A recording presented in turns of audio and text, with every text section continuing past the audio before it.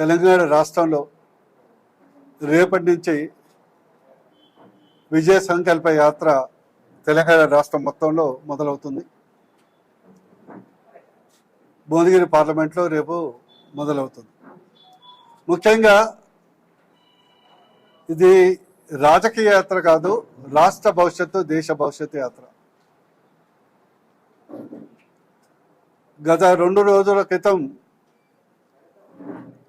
17th, 18th నాడు ఢిల్లీలో BJP national convention జరిగింది.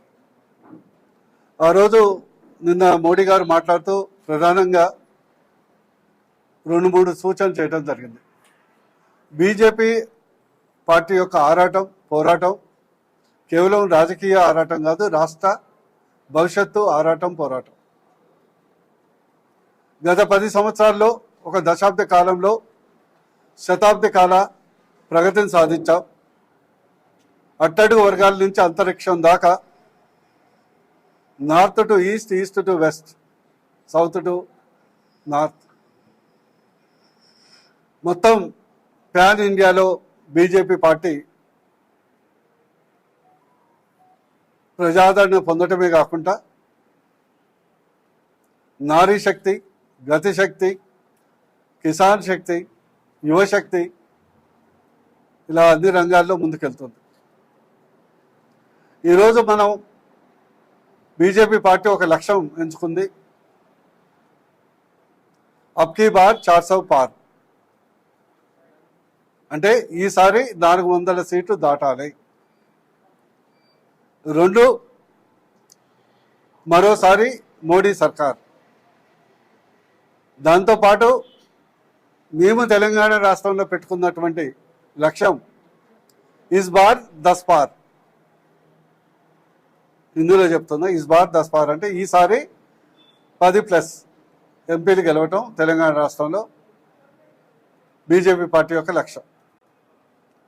ఇది నేను కూడా మళ్ళా చెప్తున్నాను, ఒక ఉద్యమకారుడిగా, మాజీ ఎంపీగా, తెలంగాణ రాష్ట్ర భవిష్యత్తు కొరకు అనునిక్షం తపన పడే వ్యక్తిగా, ఇది కేవలం ఒక బీజేపీ పార్టీని గెలిపించడానికి కాదు, తెలంగాణ రాష్ట్ర భవిష్యత్తు కొరకు బీజేపీ పార్టీ ఎంపీలు గెలిపించాలని తెలంగాణ ప్రజల్ని రేపు శంకరావం పూరించి విజ్ఞప్తి చేయడం జరుగుతుంది.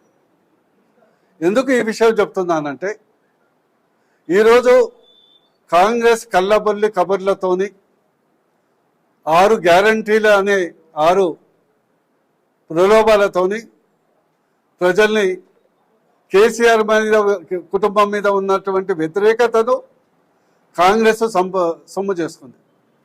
అసెంబ్లీలో ఎన్నికల్లో పాజిటివ్ ఓటు కాదు, నెగిటివ్ ఓట్స్ టువర్డ్స్ కేసీఆర్ వ్యతిరేక ఓటు కాంగ్రెస్ తీసుకుంది. 100% ఈ 6 గ్యారంటీలు ఏదైతే ఉందో 6 నెలల తర్వాత 6 కొరడాలుగా మారుతుంది. ఇప్పటికే కాంగ్రెస్ పార్టీ యొక్క పాపులారిటీ మన 39% ఏదో వచ్చింది అనుకుంటా, ఇప్పటికే 15% పడిపోయింది. ప్రజలు క్లారిటీతో ఉన్నారు.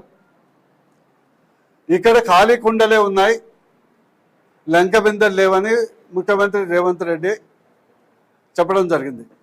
ఈరోజు కాంగ్రెస్ ప్రభుత్వాన్ని కాపాడాలన్నా, కాంగ్రెస్ ప్రభుత్వాన్ని నడిపించాలన్నా కేంద్రం మోడీ గారి యొక్క అండదండ చాలా అవసరం.